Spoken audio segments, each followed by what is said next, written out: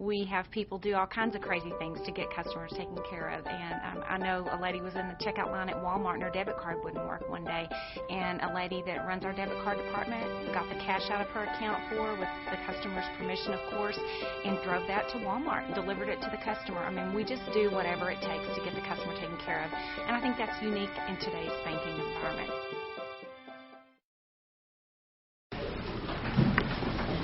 Good afternoon, everyone. I would like to introduce Dallin Dusserhouse with the Baptist St. Anthony's Healthcare System, who will give our invocation.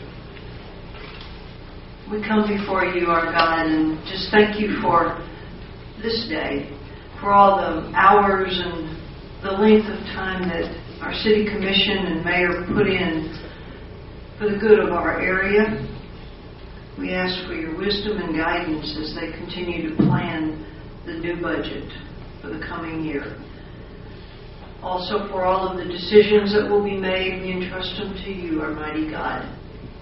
Look after all of us in this area and please grant beneficial rains to those parched, dry lands in our states. We come before you in our faith and belief in who you are for each of us. We pray all of this with faith and trust. Amen. Would you join me in the pledge of allegiance? I pledge allegiance to the flag of the United States of America and to the republic for which it stands, one nation under God, indivisible, with liberty and justice for all. We have a proclamation to read, so we'll come down first. Just a second.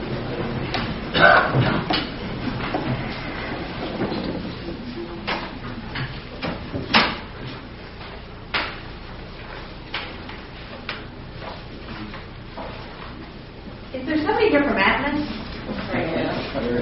Yes, I am. Hi. Hi, Kelly. Hi, Mel.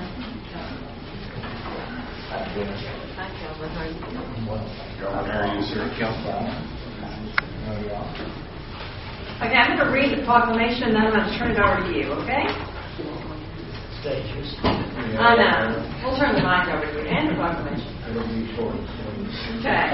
It says, whereas the leading cause of harm to underground facilities is excavation damage, and whereas pipeline operations and other underground facility owners are committed to raising the awareness of underground damage prevention and safe digging practices, and whereas everyone has a responsibility to ensure their safety, and whereas dedication to safe digging practices is helping prevent potentially serious or fatal injuries while keeping our environment clean and our utilities on without interruption, and whereas the date of August 11 corresponds to the nationwide one-call number, 811, which provides anyone planning to excavate a simple, easy way to contact the State Underground Notification Center, and whereas once a call is made to the one-call notification center, the appropriate underground facility operators are notified to the person's intent to dig, professional locators are then sent to the requested digging site to mark the appropriate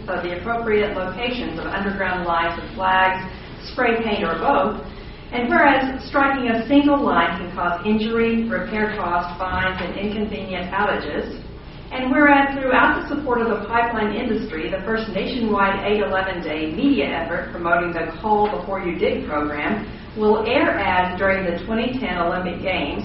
Now, therefore, we, Mayor and City Commissioners of the City of Amarillo, Texas, do hereby proclaim August 11, 8/11/2012 as 8/11 Safe Digging Day in Amarillo, and encourages all citizens to call 811 before digging. There you go. Here's the proclamation. Thank you, ma'am. And you're welcome to take the mic. Okay. Are you sure you want to do that? For a moment. Sure. On behalf of Baptist Energy, I'd like to thank the City Commission of Amarillo, Texas for helping us raise the level of awareness for damage to underground facilities, not only our facilities, but all underground facilities.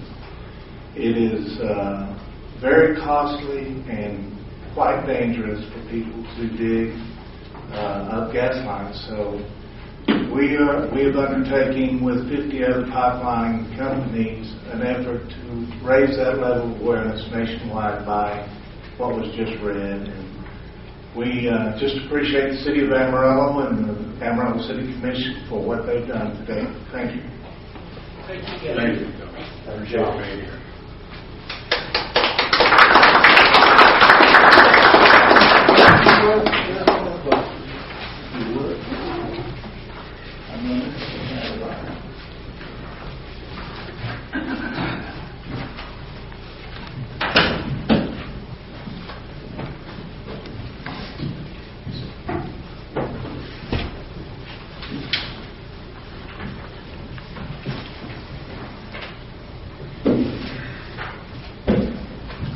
Good afternoon. Before we call the meeting to order, I would like to ask us to keep in our thoughts and prayers Gary Witt, a city employee who passed away. Performing his job, there was a terrible accident, and I think that we sometimes don't consider the dangers our city employees face each day in something that looks like innocuous as a tire changer, but from that clear up to the firemen and policemen, our city employees are very dedicated. So we want to thank them. Welcome to the regularly scheduled meeting of the Amarillo City Commission held on the third floor of City Hall this Tuesday at 5:30 p.m. The first item of business on today's agenda is the minutes. Attached is a copy of the minutes. Please, if you'll Commission, take a look. Those minutes are in regards to July 31st, 2012. Are there any additions or corrections to those minutes? Mayor, I would move for approval of those minutes as presented. I second that motion. Motion and a second. All those in favor of the minutes as presented signify by saying aye. Aye. Opposed? That passes with a 5-0 vote. Ordinance number 7344. This is the second final reading of an ordinance adopting the 2012-2013 budget and 5-year service plan, along with establishing and levying an annual property assessment for Point West Public Improvement District, PID. The Point West PID is located adjacent to the Amarillo Medical Center in West Amarillo. The ordinance is recommended for approval by unanimous vote of the Point West Public Improvement District Board of Directors. We went over this last week. Are there any questions from the audience in regards to this PID? Any from the Commission? Not, I entertain a motion. Mayor, I move approval of ordinance number 7344. Second. We have a motion and a second. All those in favor of ordinance number 7344 signify by saying aye. Aye. Opposed? That passes with a 5-0 vote. Ordinance number 7345. This is the second and final reading of an ordinance adopting the 2012-2013 budget and 5-year service plan, along with establishing and levying annual property tax or property assessment of the Tutbury Public Improvement District, PID. The Tutbury PID is located in the Tutbury subdivision of Southwest Amarillo. This ordinance is recommended for approval by unanimous vote of the Tutbury Public Improvement District Board of Directors. Are there any questions regarding ordinance number 7345 from the audience or from the Commission? If not, I'd entertain a motion. Mayor, I move we approve ordinance number 7345. I second. We have a motion and a second. All those in favor of ordinance number 7345 signify by saying aye. Aye. Opposed? That passes with a 5-0 vote. Ordinance number 7346. This is the second and final reading of an ordinance adopting the 2012-2013 budget and 5-year service plan, along with establishing and levying an annual property assessment for the Colonies Public Improvement District, PID. Colonies PID is located in the Colony subdivision of Southwest Amarillo. This ordinance is recommended for approval by a unanimous vote of the Colonies Public Improvement District Board of Directors. Are there any questions about the Colony PID, ordinance number 7346 from the audience? From the Commission? If not, I'd entertain a motion. Mr. Mayor, I move that we approve ordinance number 7346. Second. We have a motion and a second for ordinance number 7346. All those in favor signify by saying aye. Aye. Opposed? That passes with a 5-0 vote. Ordinance number 7347. This is the second final reading of an ordinance amending the boundaries of the existing city ordinance that prohibits open alcohol containers in outdoor public places within the Central Business District, CBD. The proposed changes to Chapter 10-3 of the Municipal Code would expand the boundaries currently in ordinance as follows. north railroad tracks, south 15th Avenue, west Washington and Adams Street, and east the railroad tracks existing. The conditions under which open alcohol containers are regulated will remain as it's stated in the present ordinance. The second change proposed by this ordinance would revise the number and location of festivals allowed in the CBD by clarifying that up to 8 shall be allowed per year in the areas bound by South 3rd Avenue and to the north and South 12th Avenue to the south. Are there any questions or comments from the audience about ordinance number 7347? Any from the commission? If not, I'd entertain a motion. Mayor, I would move for approval of ordinance number 7347. I second that motion. We have a motion and a second for ordinance number 7347. All those in favor signify by saying aye. Aye. Opposed? That passes with a 5-0 vote. The consent agenda. It's recommended the following items be approved: that the city manager be authorized to execute all documents necessary for the transaction. A, the purchase of Microsoft licenses on enterprise agreement. B, the purchase of sod for River Road ball field. C, the acceptance of Consolidated Texas Department of State Health Services Grant Cooperative Agreement. D, the approval addendum for the independent contractor agreement, contractor Patricia Ladd. And E is the dedication and acceptance. Are there any items that need to be removed for separate consideration by the Commission? Any items that need to be commented on by the audience or by the Commission? If not, I entertain a motion. Mayor, I move approval of the consent agenda as presented. Second. We have a motion and a second for the consent agenda as presented. All those in favor signify by saying aye. Aye. Opposed? That passes with a 5-0 vote. We now have a presentation on the 2012 Every Drop Counts Be Water Wise update. This presentation is will provide an overview of the year-to-date water usage in Amarillo and continue conservation and education efforts. And I believe, Emmett, you're going to present that? Yes, sir, Mayor. Okay. This is Mr. Emmett Autry, the head of our water department. Good evening, Mayor, Commissioners, and City Manager. We have set a new record this past month that I would rather not have seen. But as you can see there on the first slide, at the bottom, in July of 2012, set an all-time monthly consumption for any month of the year at something under 2.4 billion gallons of water. Last year, we set the previous record, which was 2.345. So if you'll be seeing on the next slide what happened in July. You know, this had been a rather easy to present graph in the past, and you can see that we tracked quite closely January through June with the average line, which is the blue-green line, all the way through June. We did manage to have a little over 7 inches of rainfall in the first 6 months of the year, which helped that a lot. But in July, it just took off and punched a hole in the top of the 2011 chart. So we could get discouraged by that, or we could just commit a little bit more to get the word out. I will say that we had a couple more occurrences in the month of August, the 2nd and 3rd, that were above 90 million. But ever since then, we've dropped into the upper 70s and very low 80s. And nothing has really changed with respect to the weather. And so I'd like to give credit to the people of Amarillo who have responded to our pleas to help under the voluntary plan that's in effect right now, or stage that's in effect right now. I hope that continues.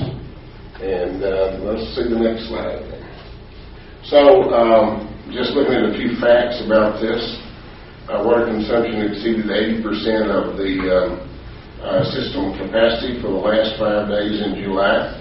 And that did trigger the Stage 1 drought contingency plan conditions that we're under right now.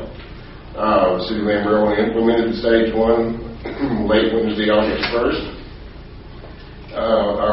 We not only set a monthly record, we also set a single-day record for all time. Again, unfortunately, the previous high record that we are certain of is about 89 million, but there was supposed to have been 91 million back in the early 90s. I was not here to witness that. But we reached 92.1 million gallons on the 31st of July. And all of that falls into the 5 days in a row above 80 that brings on stage 1, excuse me. Lord forbid, it would be stage 5. August 4th, the consumption dropped to 77.2, very encouraging. I believe the following day it was 80.9, and then yesterday it dropped down into the 70s again. So we're seeing a trend, I hope, in a good direction. As far as water usage, I think that I need to explain a little bit where we come up with our number for system capacity, because the fundamental method by which we go into Stage 1 or any other stage in the drought contingency plan, the fundamental method is to see what percentage of our total production capacity have we reached. Excuse me. And we, in order to initiate a stage, we have to exceed that point, equal or exceed that point as a percentage of capacity for 5 days consecutive. And we did do that the last 5 days of July, and for a couple of days after that, as a matter of fact. This is where we calculate our system capacity, the one that's on the screen right now. The well water that we get from CRMWA, 26 million in that range. That is our allocation for Roberts County water. As you well know, we do not have a lake, so therefore there's 20 plus, 25, 27 if the lake's in good condition that we could be getting and we're not getting, and I'm just thankful that we have Potter County online, because this could have been a severe problem over the last few days if we did not have the Potter County well field. The Carson County well field, which is 54, 55 years old, we depend on it for 36 million gallons per day. On a good day, it might do a little more. The water from Potter County well field is 20 million gallons per day, and I'm sitting here thinking, did you just say Potter for Carson County? But I don't think I did. We have what we call the Southwest wells. There's over 50 of those, and they're capable of 9 million gallons per day. And then we have our reservoir at 34th and Eastern, which can hold up to 500 million gallons of water. That's 500 million gallons of water in that reservoir. And at this time of the year, we believe that we can draw it down at a maximum rate of 10 million gallons per day depletion, and that will get us to mid-September, which would get us beyond any kind of crisis that we've ever had in the history of Amarillo. We have never had a September that went over 2 billion like the previous 4 months have done. So we're confident that by drafting that extra source, that additional source, that we can get 10 million gallons per day through the rest of the potential threat. And we do the math on that. If we start drawing down earlier, we draw down less per day. And so that depletes our source a little bit earlier in the summer if we draw down heavily on it. Okay, next slide, please. This is kind of, unfortunately, I think my font size is a little bit on the small side there. But what brought about the drought contingency plan? That's what I'd like to talk about for another few minutes here. I'm not on the 3-minute timer, am I, Mayor? No, sir. Because I just busted it. Okay, so in 1997, we had a severe drought in Texas, especially downstate, and a lot of cities down there. Some cities literally ran out of water. Their lakes went dry, and they had to run pipes from other supplies. Throckmorton is a good example of that. Lake Throckmorton went dry. They had to get water from another utility to the east of there. They laid the pipe on top of the ground. So it was pretty severe. So the legislature got involved, and they said to the TCEQ, come up with some kind of drought plan. We've got to have a drought plan. We've got to know in writing how to respond to drought. And that's what we're talking about today. That was in 1997. So by the time that 1999 rolled around, drought plans were being completed and submitted to TCEQ, including the City of Amarillo's first DCP, is what I would refer to it as, Drought Contingency Plan. Amarillo's first DCP was in 1999, as you can see at the bottom of the page there, of the screen. We had amendments in 2001, 2010, and 2011, and you'll remember the one from last year. So those are amendments, but we also had legislated, if you will, or regulated revisions in 2004 and 2009. That clock stays the same. If we do an amendment, it does not change the revision clock. It comes about every 5 years. So our next revision is due in 2014. So just to give you a heads up on that, what must the DCP contain? Just reading very quickly there, you can see some of the things that must be in the drought contingency plan. It's a pretty significant list. What I'd like to do on the next 2 or 3 slides is just pick out some of those and add a little bit on what they're about. So if you go to the next slide, first of all, we have to determine stages of drought condition, and we see that we have stages 1 through 5. If you look at the fundamental benchmark for when we go into a stage, you're looking at percentage of capacity. That's only one of about 4 or 5 different benchmarks that may be needed to go into a drought contingency stage. 80% of capacity is considered mild, a mild water shortage, if you would. Number 2, stage 2 is if we reach 85%. And remember that all of these have to be reached for 5 consecutive days before we go to that stage.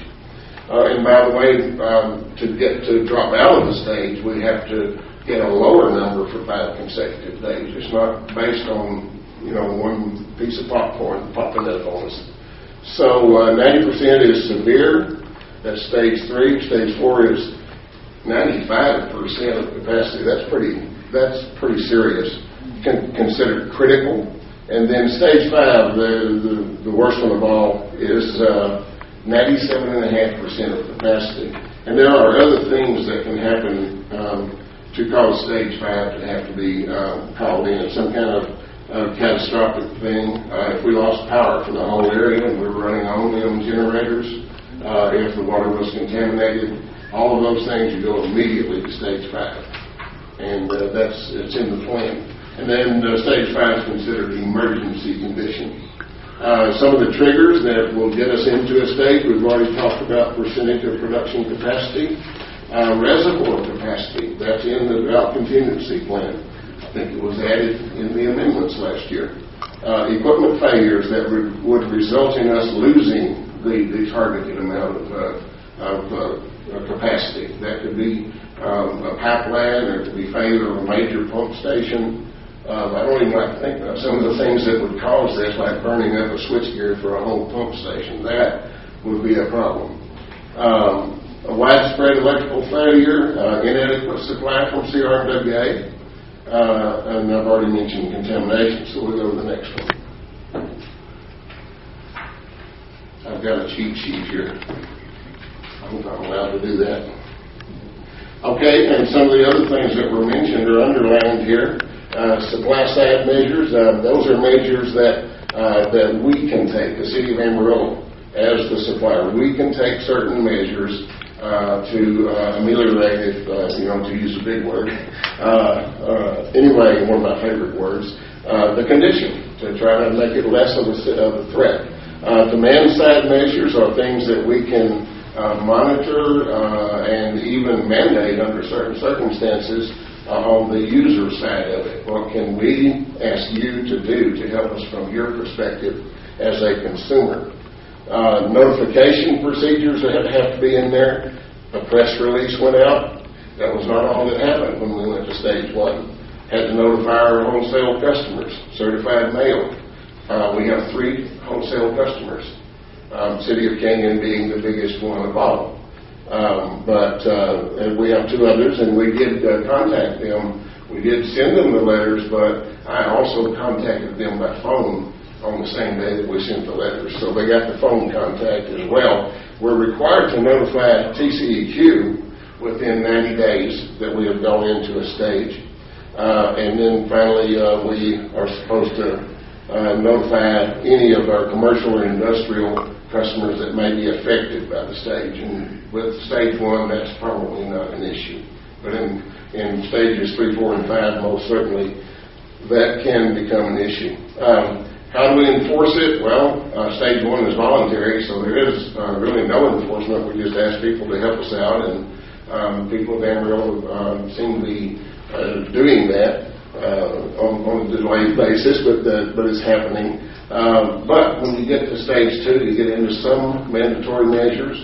You go to odd, even mandatory in that case. You go into stage 3, you go odd, even mandatory, and you tighten the time during which the water can be used, and then you add some other things to it. I won't bore you by going into all those details.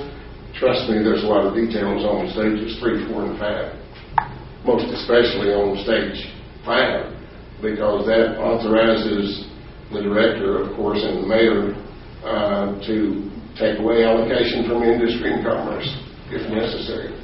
It's severe, and we don't ever want to go there.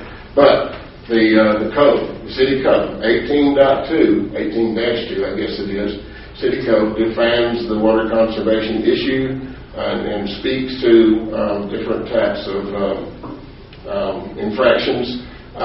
Ordinance 1-1-5 talks about enforcement. You know, what kinds of penalties can be assessed and so on like that. That's all in there for people to read. And again, that would be only in mandatory cases. I believe that was the last of the slides. You see any more over there? Oh, really? Give them to me. Oh, yeah, of course. I just didn't copy that last one. My apologies. Exceptions to the rule. Can there be exceptions to the rule? Yes, there can in very limited cases. Public input, we seek public input anytime we amend or revise the DCP, and it's in the form of a hearing, a public hearing. And that rolls into your resolution for any changes to revision or amendment to the DCP. Ongoing public education, as you know, we have a conservation team headed by Mr. Frigo in the city. We have our conservation web portion of the website. We have a lot of outreach venues. We go to the Civic Center. We go give talks to the civic clubs and so on. We will, any chance that we get, and I would even put on a water droplet suit if it would help. But so far, I haven't had to do that. Don't go there, right? And media exposure. You may not know it, but sometimes I'm a camera hound. But no, we like to get the word out. We appreciate your help. And coordination with the water planning group is mandated. That is the Region A Panhandle Water Planning Group. Got another one? All right, that's the one I was looking for. Do you have any questions for me, or does anyone have any questions for me? Mr. Autry, the reservoir really is a great insurance tool for us to protect the city's ability to supply water, is it not? Yes, sir. It's vital. Right now, if we didn't have that reservoir, we'd have real issues. But it also, to me, presents the quandary that we are really trying to get people to conserve water, and its ability to have production backup precludes us going to stage 2 like our sister city has had to recently. That's a very good point, and I was asked a question earlier today about that. I'm glad you brought that up because I wanted to speak to it. When when you look at a percentage of capacity and you have less capacity than another entity, then your percentage is going to hit faster.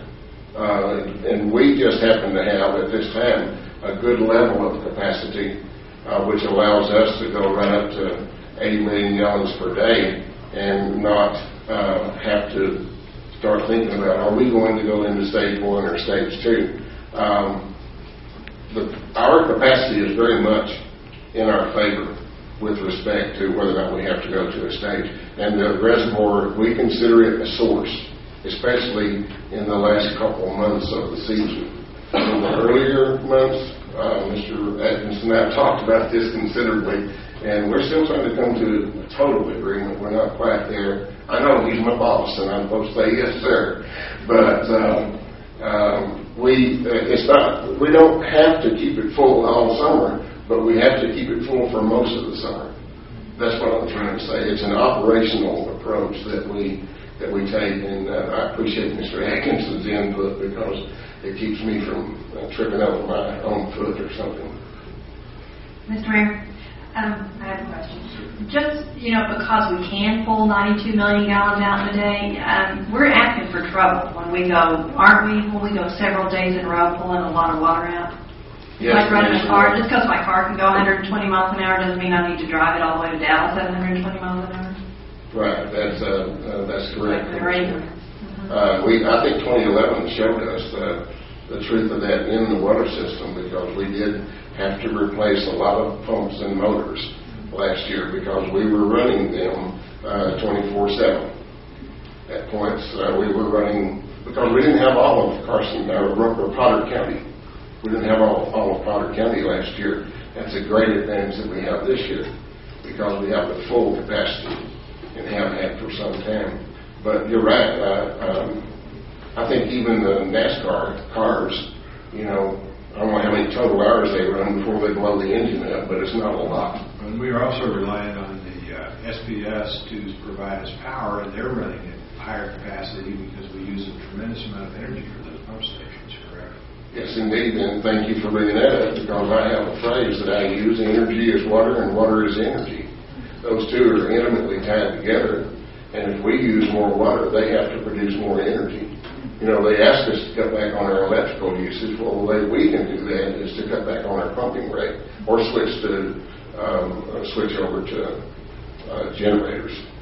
I also don't think we can talk about this too much. I urge the media in the room to talk about it a lot, because I know we're on voluntary, even odd days, but my neighbors don't seem to get it. I saw a lot of people watering on Saturday, and a lot of evens watering when they weren't supposed to, and odds doing days they weren't supposed to, and watering at 3 o'clock in the afternoon, and I feel like I wanted to knock doors.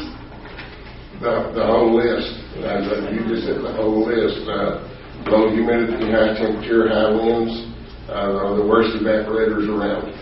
And we have all of those right here in good old Amarillo, USA. We got them all.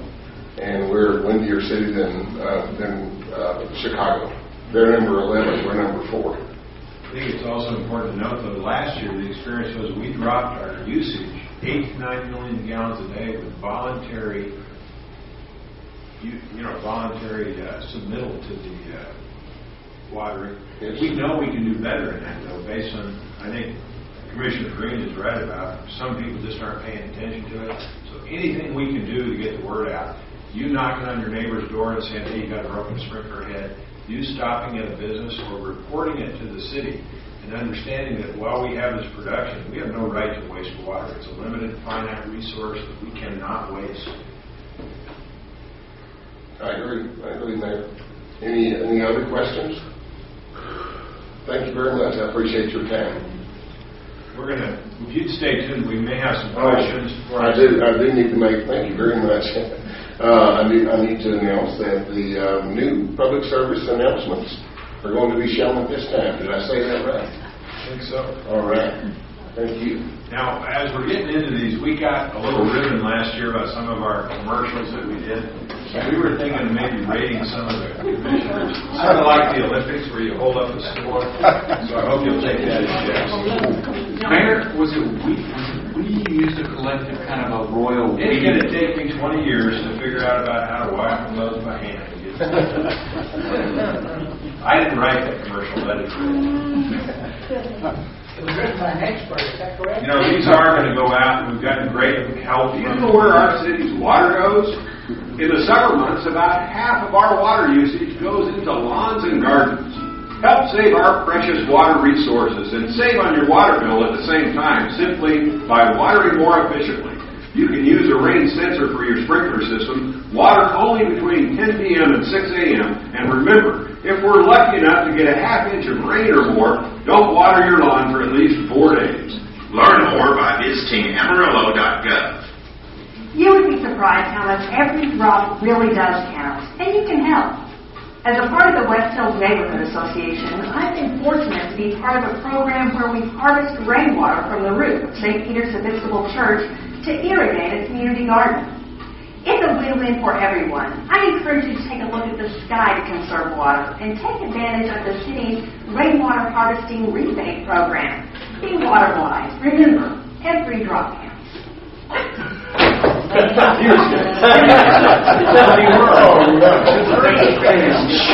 inches of rain in a year. Xeriscaping is important to help ensure we have adequate drinking water for years to come. Xeriscaping uses drought-tolerant landscaping techniques like using native plants and watering more efficiently. With xeriscaping, you can reduce your water use and maintain a great yard that complements the region's natural beauty. To learn more on how you can be water wise, visit Amarillo.gov and click on the Every Drop Counts logo. Nothing tastes better than a glass of water. That's why I try to do my part to be water wise. You can help too. Don't cut the grass too short. Longer grass holds moisture better. Concrete doesn't grow, so don't water your driveway, the streets, or the sidewalks. And don't overwater. Find out what type of plants you have and how much water they really need. To learn more, visit Amarillo.gov and click on the Every Drop Counts logo. I love a lush green lawn, but I love the water that goes into it more. That's why we need to be water wise. Did you know that using drought-resistant plants in our lawns and gardens is one of the most effective steps we can take to ensure our water supply is sustainable for future generations? To learn more about water-wise landscaping, visit Amarillo.gov and click on the Every Drop Counts logo. We might be teasing a little about it, but it is very serious, and we got great compliance with voluntary compliance last year. We just hope everybody here in the media will continue to help us spread that message because it's critical. And I want to thank the media because we could not get that out without their help. They have done a great job supporting us, producing these, doing all these things. So we're very appreciative of that. Any other comments? No. Anybody else? Is there anyone from the public, please?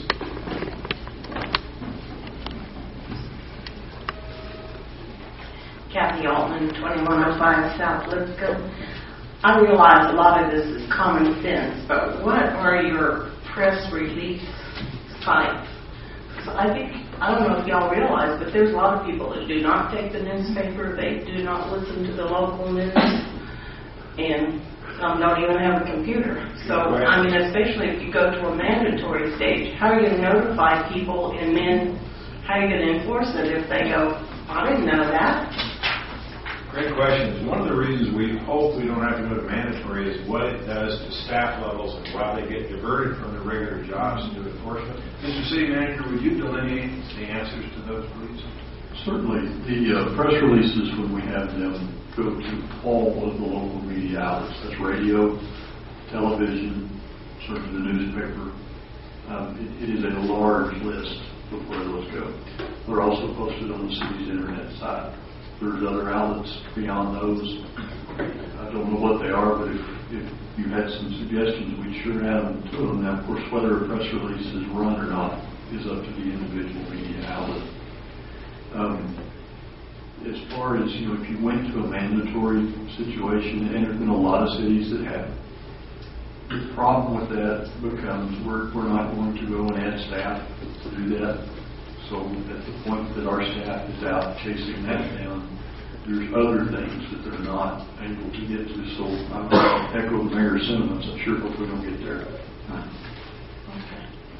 But, just be aware that there are some people, some citizens that don't have any contact with any of these particular sources, any of these red sites.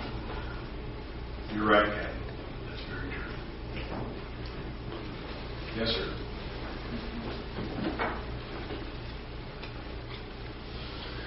Alan Flagel, 2601 North Grand Street. About 7 years ago, I suggested to the city that to create differential water rates so that the more water you used, the higher the rate would be. And because of drought conditions, I would like to suggest once again that you make a differential water rate between May the 15th and September the 15th. That if a residence exceeds 10,000 gallons consumption, that the water rate for all gallons above 10,000 be increased by 50%, and that you set some kind of similar requirements for both commercial and industrial water use.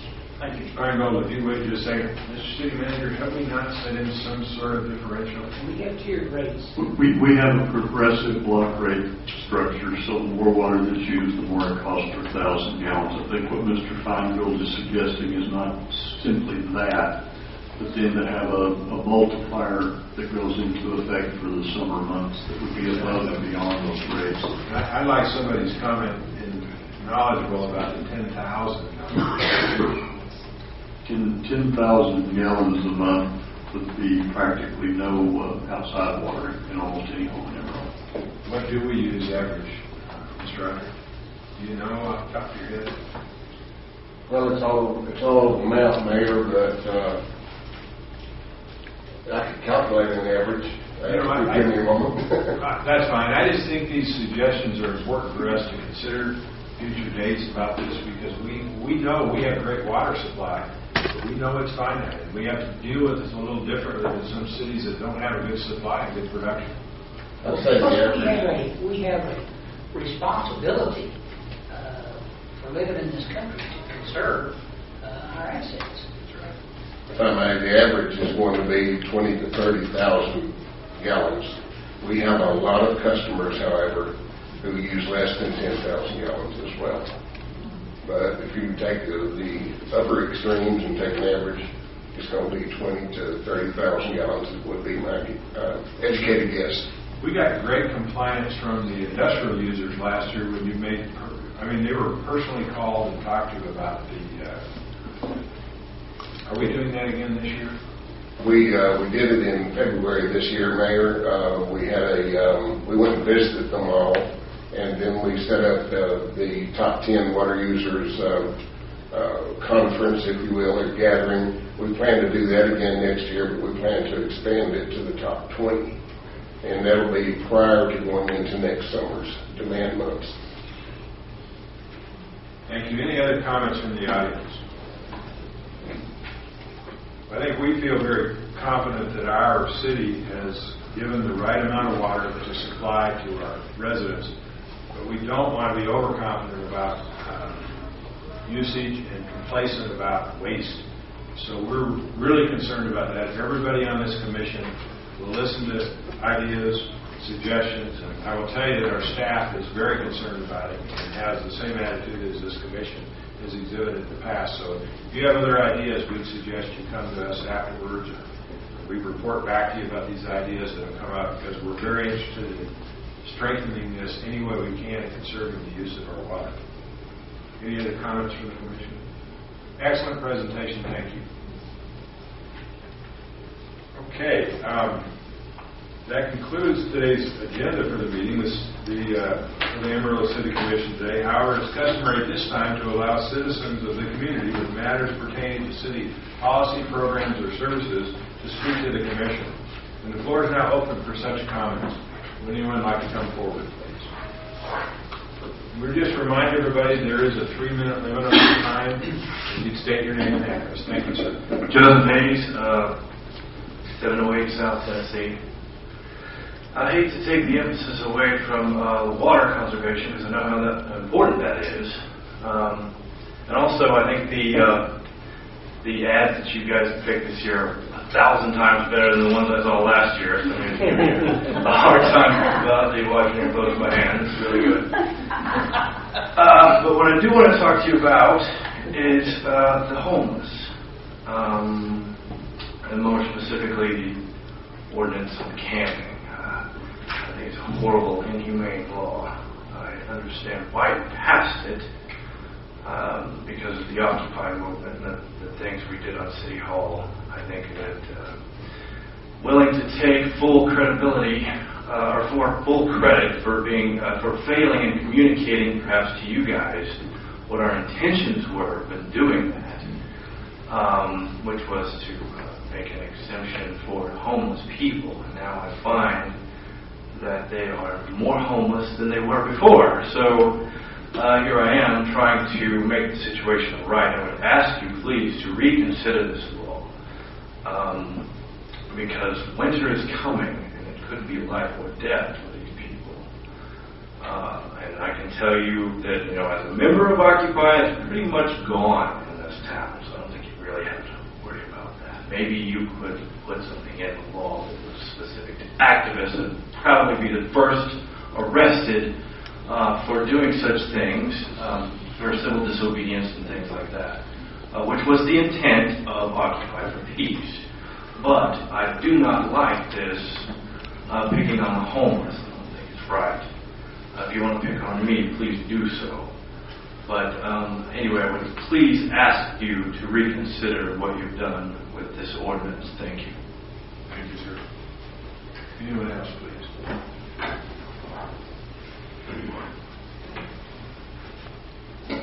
My name is Irma Hayes. I unfortunately live at 1604 South Harrison, and I guess I'm going to pick on the homeless.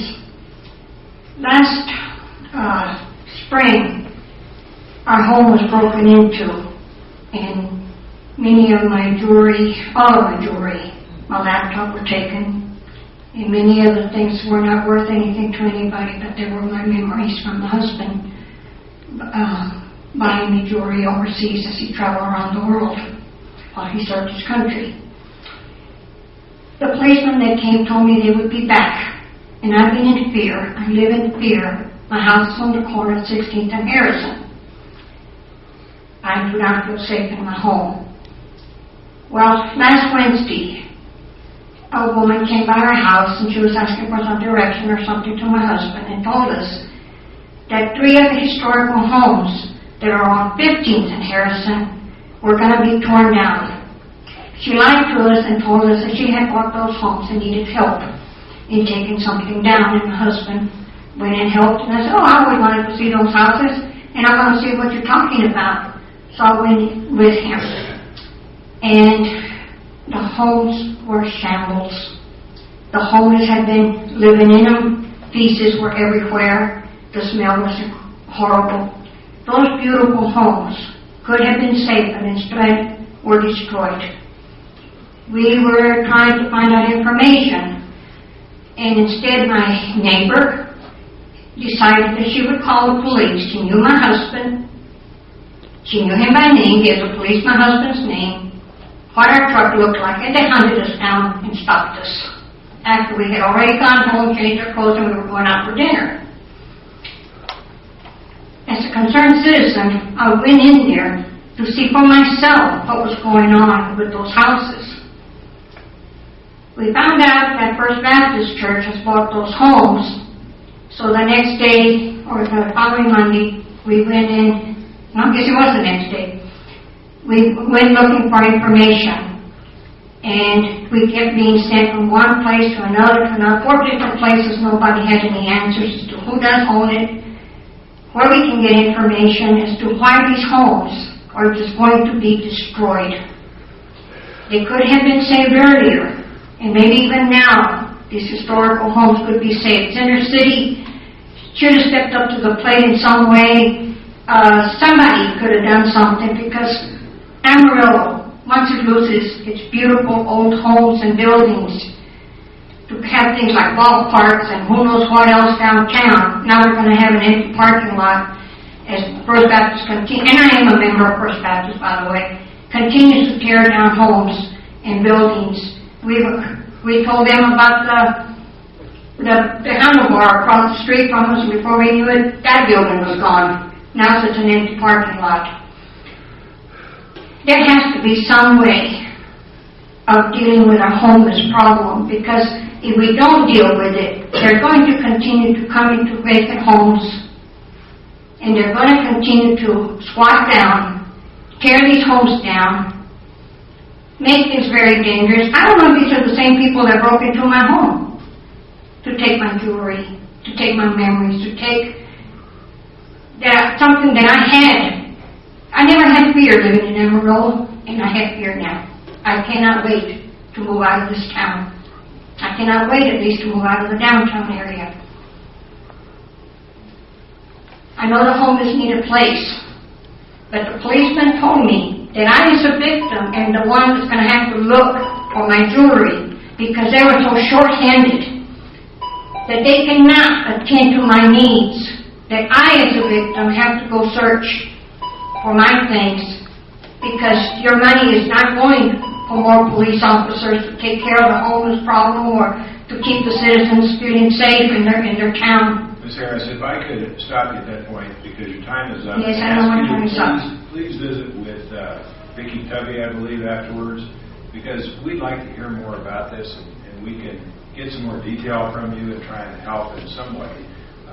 We need to save them. Well, there's many different complicated issues there, but if I could ask you to do that after the meeting, we'd appreciate it. I would, but I will not meet in private with anybody. Whatever I say, I want it to be open. We'd be happy to have her meet with you in some open area. If you want the press there, we don't mind that. I don't mind that either. Yes, ma'am. Thank you. Yes, ma'am. Is there anyone else that would like to make a comment today? Yes, sir.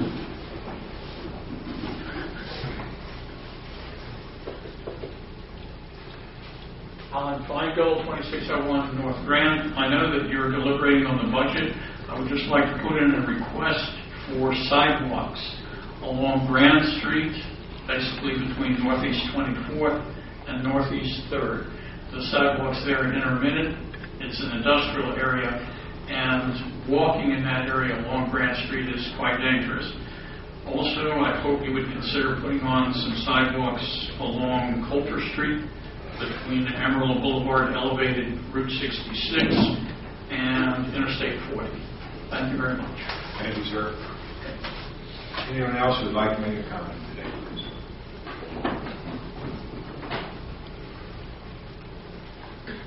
Welcome.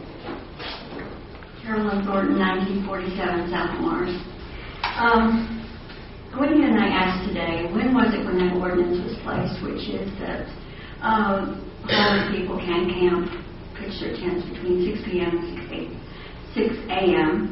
And I didn't realize it, but it was June 5th, 2012. It was June 5th of this year.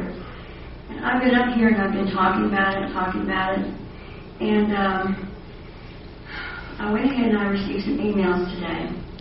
And I also spoke to Kelly Shaw as well. And the emails, I appreciate receiving them. I really do. The thing is that winter's coming. I've been saying this. And I understand what this lady was talking about, that people are staying in the houses too, abandoning buildings, what's happening. And I have mentioned this before. I mean, they're hiding out. They're anywhere they can. What ended up happening was their homes were taken away. People don't like it. I know they don't like it. They don't like homeless people being in the city limits. But they're Amarillo citizens, and they have a right to live here.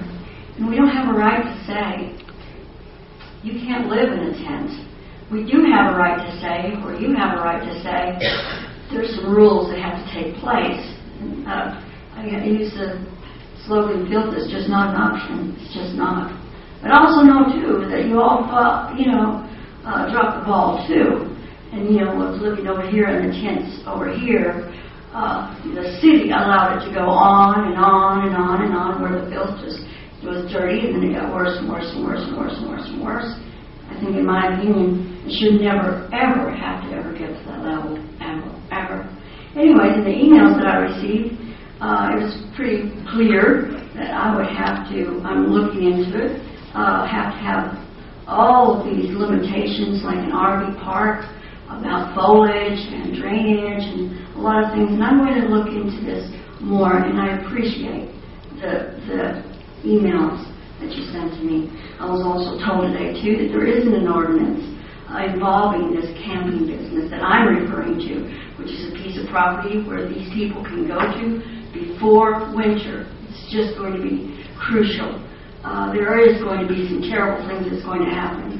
And just from my experience in being with the homeless in the winter time, talk about frostbite, just terrible things. But anyways, I just want to just say, I want to work with the city, and I appreciate the city working with me too. I do. And I just cannot emphasize enough. There is a way. I know there's a way. That there's a solution. That we can help these people before winter comes. I know there is.